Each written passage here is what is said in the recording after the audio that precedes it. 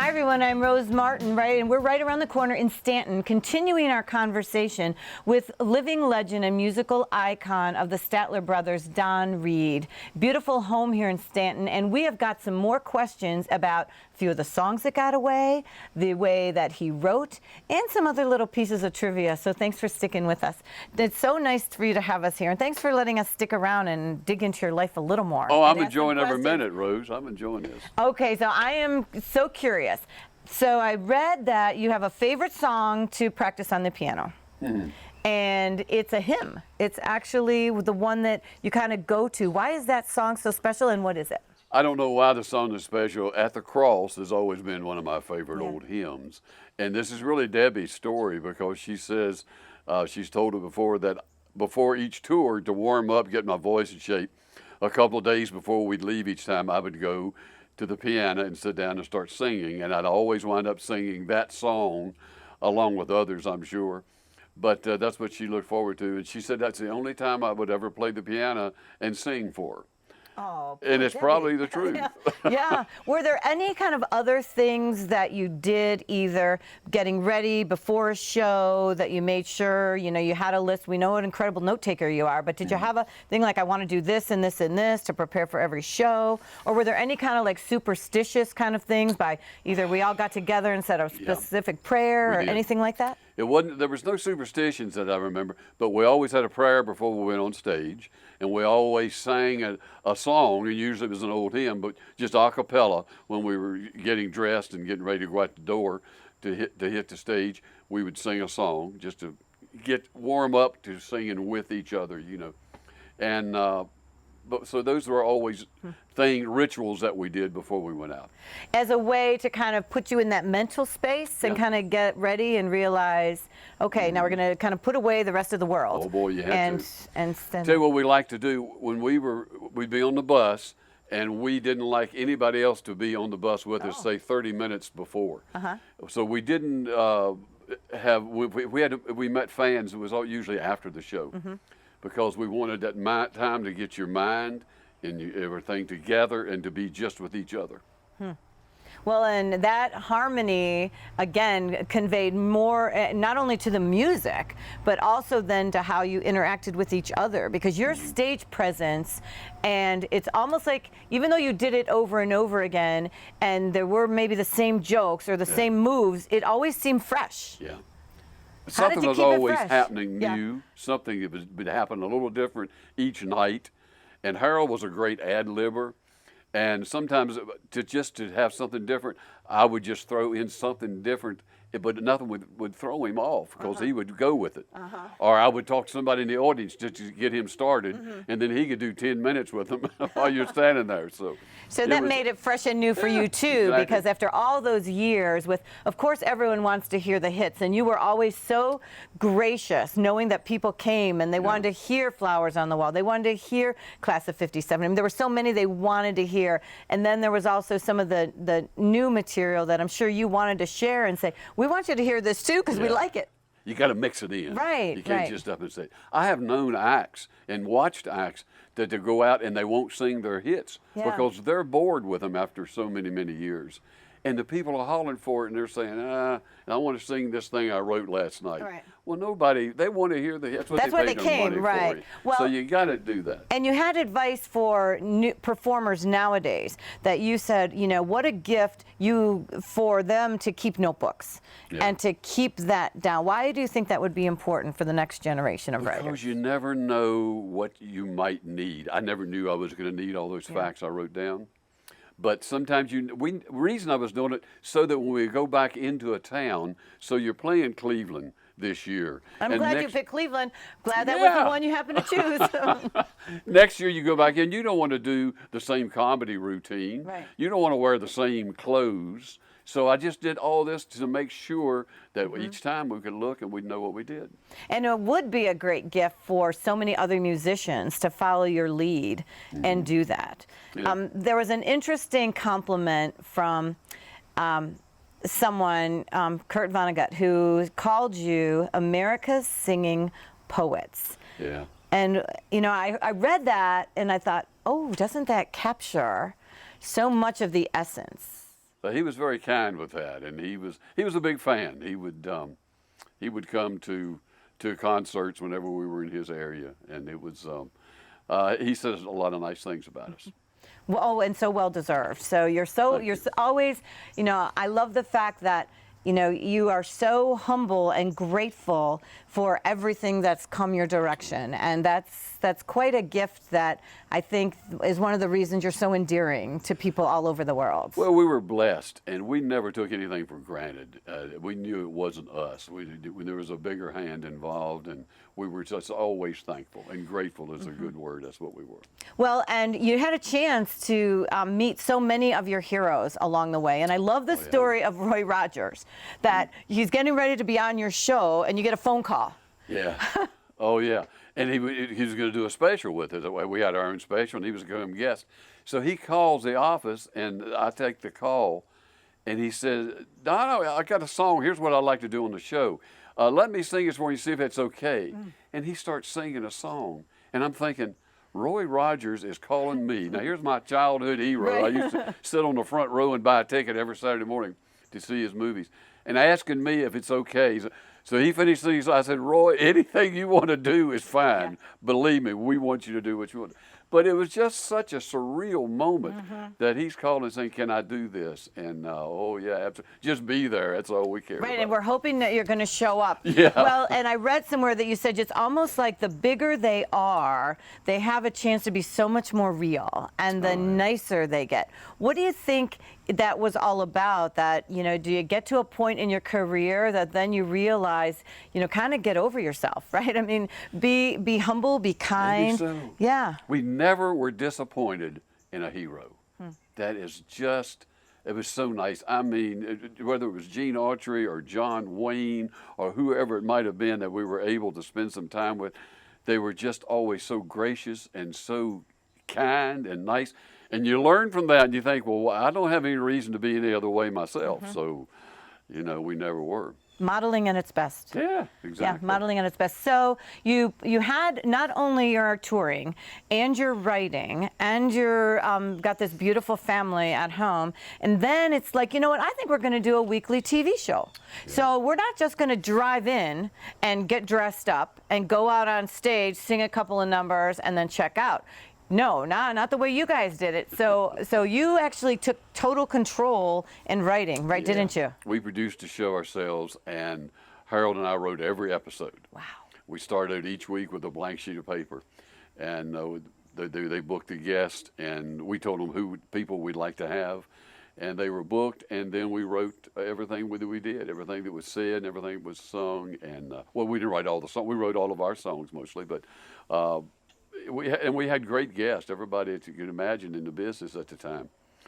It was the most fulfilling 7 years of our lives. I can speak for all of us. I think we enjoyed every moment of it. And you were also writing at the same time, because you were also still touring. And maybe not as busy as you were because you had the show to do. Yeah.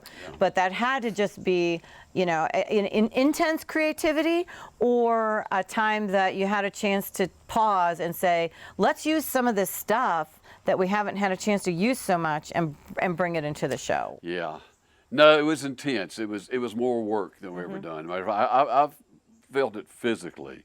I got palpitations from it. So we worked a lot, and we worked all the time through those 7 years. But it was worth it. And I just looking back on it with the great memories and the people that we dealt with, and our staff, and everybody was wonderful. Well, I have to ask, I'm so curious about the green hat. And I need to know about the green hat. All right. When we left Columbia Records in 1970 and went to Mercury, for some reason that day we recorded our first song at Mercury, which was Bed of Roses, and I was wearing a hat. It was like a Western Aussie kind of hat, and I had it on during the session. And it got to be, we got making jokes about it, and it got to be a thing. I thought, well, I better have it on the next session too. So the next day we went, I made sure I either wore it or took it with me, to where for the next, I don't know, 30 years, every time we walked into a studio, I had that hat with me. And I would hang it on a microphone, and it was there. But the hat just didn't disappear. No, it didn't. When we retired, and by this time Langdon and Will are recording, Wilson Fairchild, so I gave it to Langdon. I said, now it's in your care. Take it, and I hope it serves you well. Oh, I love that. Yeah. You know, and it brings me back to the thought that you had 3 chances initially to get a deal, right? You were to get with Johnny Cash, and you're in the recording studio. All of his musicians are still there. He leaves for lunch, and you guys, instead of just hanging around, what happened? The producer comes out and says, you know, y'all had 3 chances if we were going to give you a contract. We already had 2, and they bombed 2 records out. He said, you got 1 more chance, and you've got till John gets back from lunch to record a song. Well, how long is that? Well, it depends on how hungry John is. So we got together. All right, so we started pulling songs out of our briefcases, and that's when we recorded Flowers on the Wall. Did you know initially, did you know as soon as it hit, you're like, you know what, we made it on the 3rd chance? Did you know it? No. Matter of fact, we thought the other side was going to be the A side. Flowers on the Wall was going to be the B side of the record, which people today don't even know about A sides and B sides, but that's what we thought. And after it got out there, somebody flipped it over and became history. So now we didn't know. It did become history, because I remember watching a video where Glenn Campbell came out on stage with the right and wanted to play it. How many visiting musicians would choose that one or one of your other hits to be like, you know, I really like that. Can we do one of your songs with you? A lot? And a lot of times you do somebody's show and they would say, hey, why don't you all do such and such? They'd name the song. And we did that a lot on our, I'll tell you a quick story, but on our show, we had Merle Haggard as our guest on the show, and he had a song, Leonard. I don't know if you ever heard this song. We loved this song. So we told him, would you do Leonard? Yeah, I should do that. Well, they're there for an hour, he and his band playing it, working on it. And we said, what? He said, we haven't sung this song in like 5 years, and we're trying to remember the words. I said, no, don't worry about it. Well, it was just a suggestion. Well, he said, I want to do what you all want to do.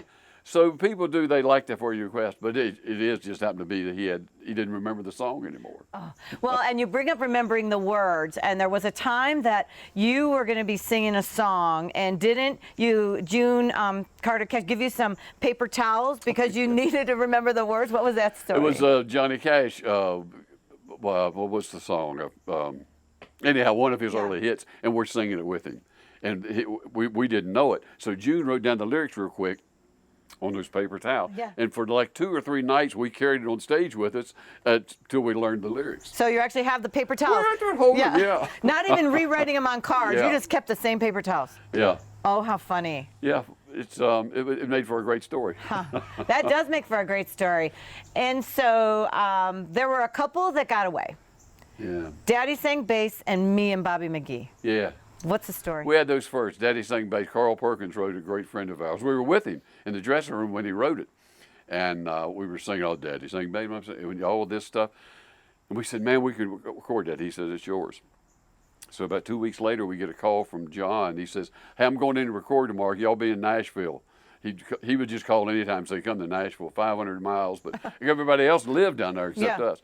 All right, we're going to record. So we went down, and the song he recorded was it. He had heard it and decided he wanted to record it. So that was gone. But we did record it later ourselves. And Bobby McGee, Chris, we were with Chris in all those early days before he had all of those great hits recorded. And he was writing them. He'd go over to our hotel room and sit, and we would sing songs to each other. And he sang us that one. He said, man, this is it. We'll take it. All right, it's all yours. We come home, got back to Nashville a week later, and he came to us sheepishly and said, I got to tell you, I got with Roger Miller this week, and I got a little drunk, and I gave him the song. And he's already cut it. Oh, so he knew he had to do it quickly? Yeah. Well, no, he did it, but he just said, I'm sorry. We said, that's okay. So we recorded it later, too. But, yeah, we had some of those first, so it was interesting. But. Yeah. Well, but there was never, I think, even with the ones that got away, your attitude, and it just kind of kept through and resonated through all of your music was, you know what? Okay, that one wasn't for us. We've got so many other great ones, and again, that resiliency, right? And you just don't let it dig at you, you know. One of the songs that I think is so beautiful, a gospel song, is How Great Thou Art. And you mention it so often as a very special part of who you were. Yeah. What are some of the stories behind that song, and why is it so special? When we first went with the Cash Show in Canton, Ohio, that was our first night back in '64.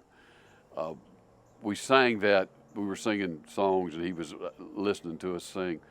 And it became Luther Perkins, his guitarist, had us sing it. And he would come around every night backstage and say, "Sing that song for me." We did. And finally, we put it in the show. He kept telling us, "You want to put it in the show?" We said, "Well, we don't know how that might go." But we did, and it was a showstopper. So it was so special to Luther.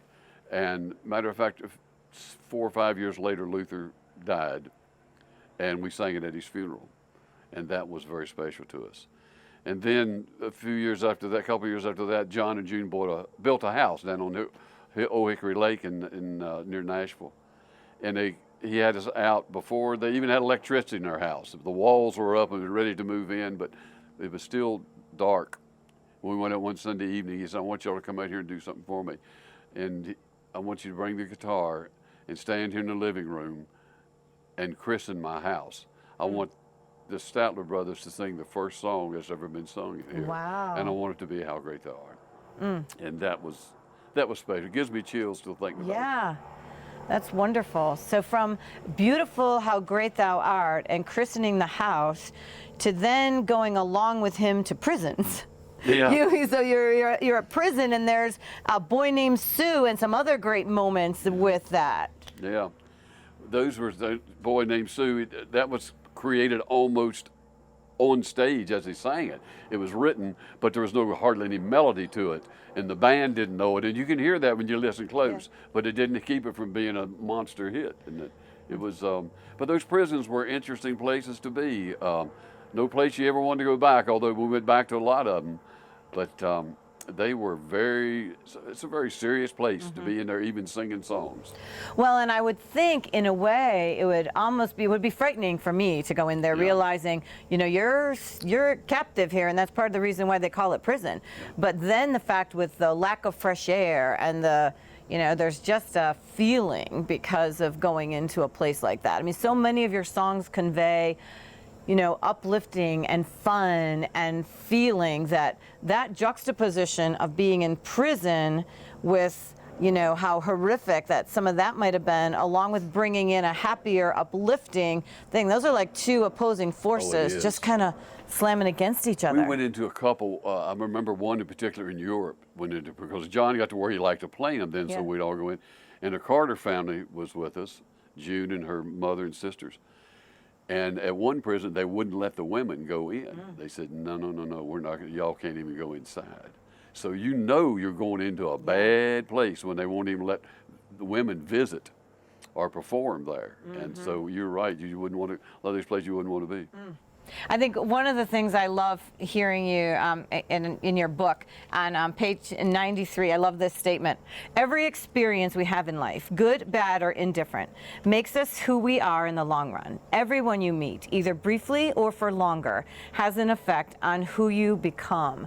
And again, all of those experiences, like you just said, you never know at this moment how it might impact you. Exactly. But just like you're, telling us it now, it just lingers with you. I think that's what therapy is. You go in and things that have affected you and you don't even know it. So writing is therapy for me, and I think for a lot of people, to go in and you find out things about yourselves. Oh, that's why I feel that way. That's why I think that way. And I wonder if you go back and you look at some of the things you wrote, you're kind of doing a chronology of either your life, the times, those memories that come through in your songs, because you're living through experiences. That's just human nature. That's right. And you go back and say, well, people can know a lot about my life when they go through this book, and they're going to listen. I want to share something that I really loved on the way you write on page 181. Words always came to me better at night. There were no sights and sounds to distract me from what I was doing. Sometimes those words surprised me, and I wrote them down quickly before they left me because I knew they weren't really mine to keep. God was sending the ability to me to accept them or wait for another batch. Sometimes I waited, but sometimes I just knew it wasn't going to get any better. That's right. And you have to realize that, and you have to admit that to yourself. Yeah. Take what you got at the time and make the best of it you can. Yeah, and do you still write at night, even through your books and the other things? You do. I enjoy doing that. That's when it's quieter, and it's when you're to yourself. Yeah, and let's talk about some of the amazing other books that you have. So you transitioned from you haven't stopped writing, but the songwriting to transitioning to novels. So there are so many post-retirement books. We start out with your scripture-based one, Heroes and Outlaws of the Bible. Right. And was that a reason that you started with wanting to go back to maybe more of the religious roots to start the writing career? Or? I'm not sure why I chose that. Yeah. I just wanted something different from what I had been doing song-wise, and so I just wanted to write about characters in the Bible. I found them so very interesting, and I wanted to humanize them and tell their story in a conversational, human kind of way. And then we have Sunday Morning Memories, virtual memories of a boy growing up in a Southern Protestant church. Probably my favorite one I've ever written. Really? Yeah, they were all just true story. Each chapter is a true story about something that happened in church as I was growing up. And some of them are fun, some of them are touching, but all of them are real. Well, and we talked about the fact that you wanted to maintain that honesty to small Virginia, to Virginia town, to how you grew up. And there was another line in here, one of the many charms of a life in a small Virginia town. You never lose touch with the things that matter, and you never lose all of yesterday, because you still see evidence of it every time you walk out the door and you open your heart. Exactly. That's why we were able to write about so many of our memories, because it was right here in Stanton. It was right here where we grew up. And we still, the same theater. I can go to the same theater tonight that we went to on Saturday mornings and watch the Cowboys. I can still go to the same church I grew up in and was baptized in. They're just, and I see the same people. Well, and then we move into the holidays. And holidays are special for so many people. And I know you carved out, we talked about earlier that you carved out family time for holidays. That, you know, I'm sure many people were asking you guys to be on the road, do holiday shows, do that. But you said no, and that was important. And so your book, You Know It's Christmas When, also brings Langdon and Debo in, because it's memories and thoughts. And how fun was that to do a book with them? That was so much fun. I just loved that, the fact that we'd all get together and then we'd sit and talk about what we're going to do, and you go write this and you go write this. We had a wonderful time with that. Well, and you talk about the fact that, you know, we were talking earlier that in order to make Christmas extra special, you kind of have the Labor Day rule. The Labor Day rule, to tell people, okay, wait a minute, whoa, we got to get ready. And what's the Labor Day rule? In our family, you can't buy anything for yourself after Labor Day. If there's something you want, you put it on your Christmas list. Yeah. But you don't go and say, oh, I need a new pair of shoes, or I need a new hat, whatever. No, can't do that. Nobody adheres to it but me. Yeah. They all go behind my back and get whatever they want. But this way, think about it. You're putting everything you want on your list, so there's never any reason to say, whoa, I told you what I wanted. I really don't want anything, so I don't have a list either. And then the next book was the one that you wrote, Random Memories, with Harold. And I was touched by so many pieces of that book, but I think so much so that you had Wilson Fairchild, you had your sons talk to you about the stories. Exactly. Because they were stories, again, about our career, and they were just random. There was no rhyme or reason why they went together. Just whatever we thought of, we wanted to tell this story. We wanted to talk about this song. We wanted to talk about this and that. And the boys, they knew us well enough to know what to ask, and that was right. fun. Well, and it had to be just fun reminiscing and having them be a part of it. But then I think there was, you know, they took the memories and they created a tribute song for you. Boy. Yeah. And I had a chance to watch it and watch the video and listen to it. And I thought, how could you have not just let your whole face get a little weepy? The night we were inducted into the Country Music Hall of Fame, you can have 3 people perform during your ceremony, and they were one of 3. Reba sang at and Daly and Vincent, but Wilson Fairchild sang, and they sang that song. Oh, that gives me goosebumps. And you talking about your face melting. I Whoa, mean, our yeah. faces melted. That was just unbelievable. And it's so heartfelt and full of so much love that, you know, I think it just captures so many amazing things. It said it all. So then the next novel, set in 1958, small town in Virginia, and this is called Oh Little Town. Yep. I always wanted to write a novel, and I felt like I could, and I just never had time to do it. And so this is when I started doing it, and this is one of the first one of 3 that I wrote. And I just loved creating that town from memories. It's, of course, it was Stanton that I was writing about, and you know, it was just called it Jefferson City, and it was wonderful. Well, and you were always an avid reader, true? Oh, yeah. So always growing up, do you remember some of your favorite early books that you enjoyed reading? I was in high school. I got into a lot of different writers. John O'Hara, if you're familiar with O'Hara, he wrote really of the 30s and the 40s. But I loved that historical way that he wrote, and he wrote about small towns in Pennsylvania. And so I learned from. I didn't have a formal education of that as far as going into go. Debbie is an English major. She had all of that. I didn't have that. I was out working. But I learned from reading. I learned from those writers the way I wanted to write. What's on your nightstand now? Is there something that you're reading right now? Yes, a new author this is his first book. It's called 8 Detectives. I can't even tell you his name, so that's what I'm reading right now. So you mentioned Debbie being an English teacher. Is she your first read when you put some new words down on paper for some of these books that she goes through with the red pen and is like, hey? No, she'll never do that with me. She won't? I Okay. tell her to. Hey, Yeah? you tell me that. No, I like that. That's good. That's all she'll say. Yeah, well, that's good. That's good. So then we move on to One Lane Bridge. Again, set in a small town, but this time you chose a different location. I actually went to North Carolina just to stay away from the other book. I didn't want to look too familiar with that. So again, it was, And then it has a sequel. No, the sequel is Oh Little Town. It goes, Oh, to Mulligan's of Mount Jefferson. Okay, so Mulligan's of Mount Jefferson's Jefferson first. City, Okay. Mount Jefferson. Okay, and then, so we've got songwriting, we have script writing, we have novel writing, we have now, you're venturing into even more short stories with Half and Half. Yeah. And is that, again, teaching yourself a different way to write? Because, again, you're capturing not as small as you did with a song and not as lengthy as you can with a novel. What made you think, you know what, I'm going to go in yet another direction? Do short stories? Yeah. Have a good friend, Charles Culbertson, who is a writer, and he and I eat lunch together a lot. And we got to playing this game at lunch. We said, let's just come up with a word, go home, and each of us write a short story, and then we'll read it, we'll send it to each other. That's what we do. We just come up with one word, like rain, or we might come up with flower, whatever the word might be. And we started doing this game, and that's where this whole book came from. And then it moved into speaking CDs.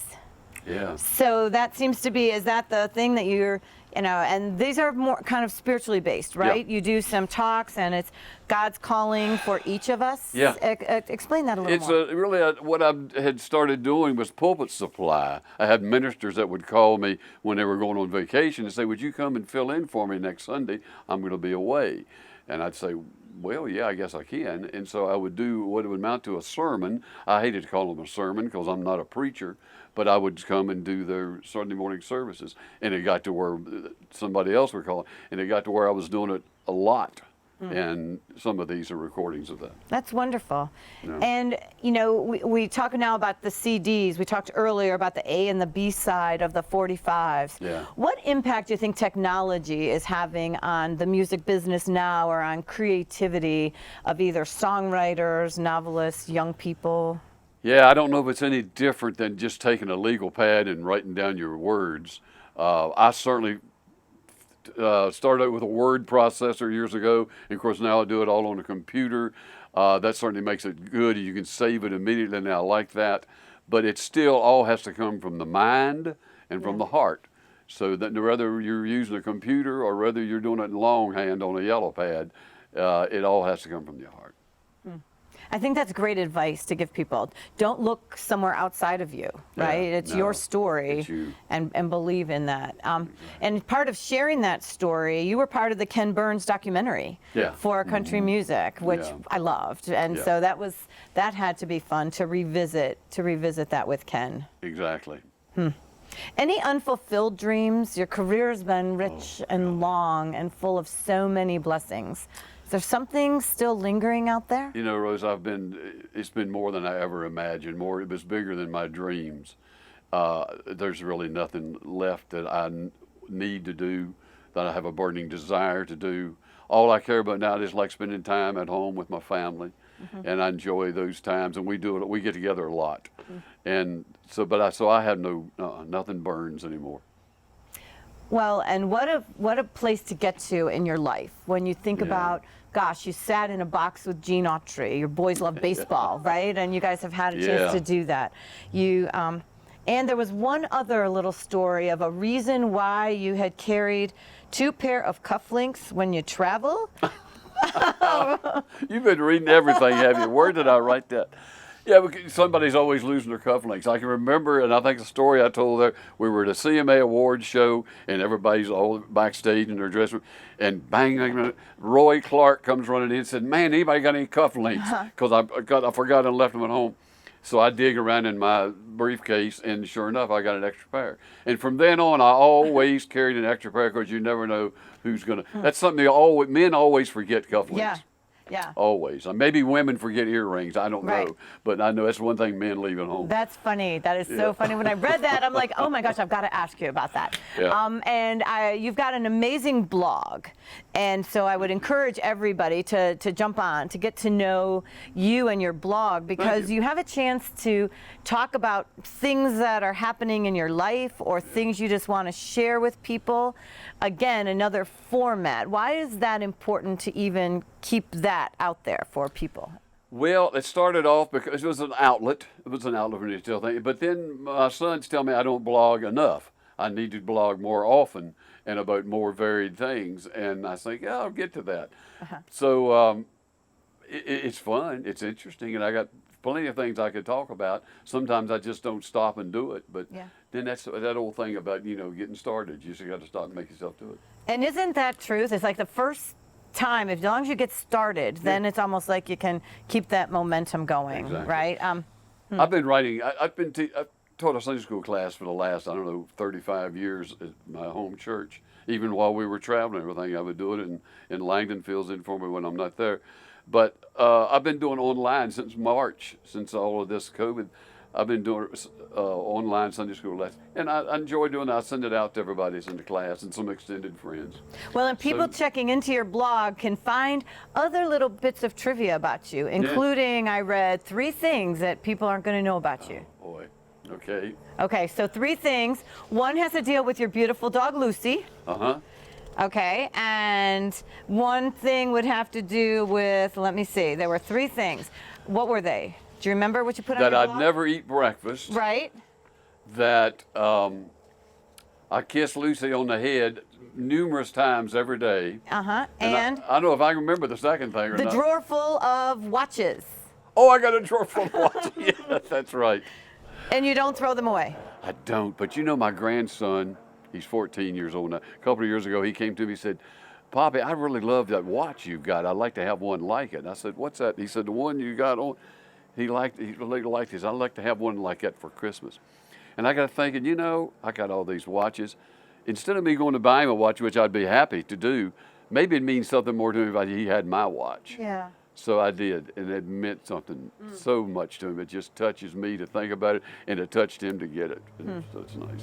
When you think about this amazing career, there's a favorite song. I guess they were at the top 4, but you wrote in your book that there's one song in particular that's a favorite, and it's "Hide Thou Me." Yeah, it's an old gospel song. After all of the years, all of the decades, all of the songs, how did that one bubble to the top? I loved it since I was a kid. There was a group called the Sons of Song. They sang it. I was like 9, 10 years old, and I used to sit and listen, play it in my room. I loved it, and we sang it a few times through the years, but we never recorded it until our last studio album called Amen was the name of the album, aptly enough, and we put that song on there, and it was just so very, very special to me. It was always a song after we retired that when we got together and had a Christmas dinner, the four of us and the wives, we'd always gather around and maybe sing a Christmas carol or something, you know. But we always sang that song at the end of the night. That was the one that that was probably the very last thing we ever sang together.